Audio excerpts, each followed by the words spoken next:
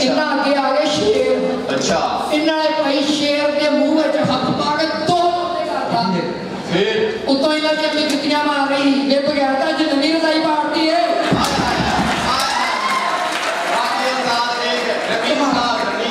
क्या बात है हाजी साहब। हाँ हाँ मैंने पता लगा ताजा ताजा हज किया इन्होंने। अच्छा भाई आगे सारे हज ते गए मैं क्या उस्ताद जी शैतान नूं वट्टे मारे ही कहंदे नहीं रश बोल सी खाना कट के आ गया।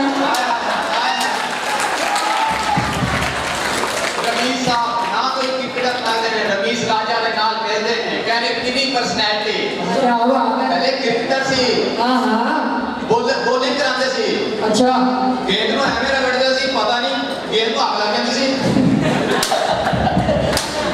भाई मैं इन्होंने पूछा रमीज साहब तुम तो रमीज राजा तो भी अगे जो कभी छक्का मारिया कहना ना ना छक्का नहीं मारी तो आप भी इंसान होते हैं। मैं भी पूछा मैं क्या उस्ताद जी कदे छक्का मारिया कहंदे ना हुण तो सिंगल डबल ही होंदे ने छक्का पहले मारे।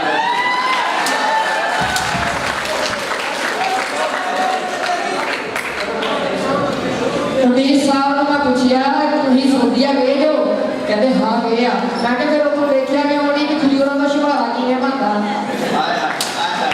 ਇਹ ਸਵਾਲ ਕਮਿਸ਼ਨਰੀ ਵਾਲੇ ਕੋਲ ਪੁੱਛਣਾ ਚਾਹੀਦਾ ਸੀ ਕਹਿੰਦੇ ਫਾਰਮੂਲੇ ਲੱਗਦੇ ਨੇ ਖਜੂਰ ਦਾ ਛਾਣਾ ਬਣਾਉਂਦੇ हाँ खजूरों का शुभारा बनाते हो तो उन्होंने सुड्डी पै गई। और कमिश्नरी वाले उस्ताद विराज साहब पहले पेशावर पढ़ाते थे अच्छा उन्होंने कट दिता उन्होंने कहा निस्वार का फार्मूला ही नहीं आता क्या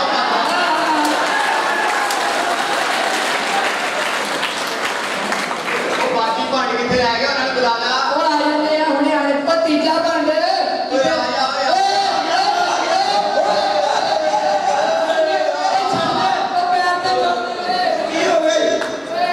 लगड़ा कर लगा मैनू तू फिर मैं तेरी मामा दी मुंह में होता आटे वाले दाम में बोरे जो कि आटे वाले बोरे दाम में चुई निकलती ਇਹਦਾ ਮੂੰਹ ਦੇਖੋ ਜਿਹੜੇ ਜੁੱਤੀ ਘੁਮਾ ਕੇ ਕੰਧੇ ਮਾਰੀ ਹੁੰਦੀ पहला तो आपने देखा अपना मुंह एक जिਵੇਂ सड़क के बने यू टर्न का निशान था।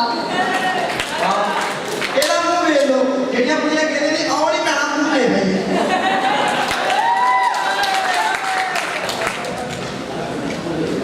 सुभान अल्लाह ए भाई कल छत तो डिग्या मैं की होया की मैं छड़ लगी कहना मेनू खुद नहीं पता मेनू लगदा किसी ने धक्का नहीं था।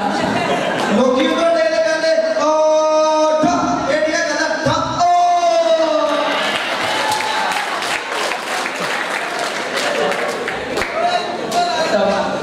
तमाम बच्चे खाना खा रहे हैं तमाम बच्चे खाना खा रहे हैं और बहुत अदब से आराम से बारी बारी जाएं खाना लेके आके बैठ जाएं। चलो तरतीब से जाना बेटा। ये अब्दुल रहमान साहब रिजवान साहब और नवाज साहब इस बात को इंश्योर करें कि तमाम बच्चे मुअज़्ज़िबाना